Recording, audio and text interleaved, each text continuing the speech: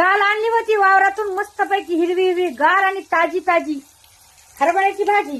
तर आज आपण मस्तपैकी अशी हरभऱ्याची भाजी करलो होतो. एकदम साध्या सोप्या पद्धतीत तुम्हाला सांगायला लागले मी.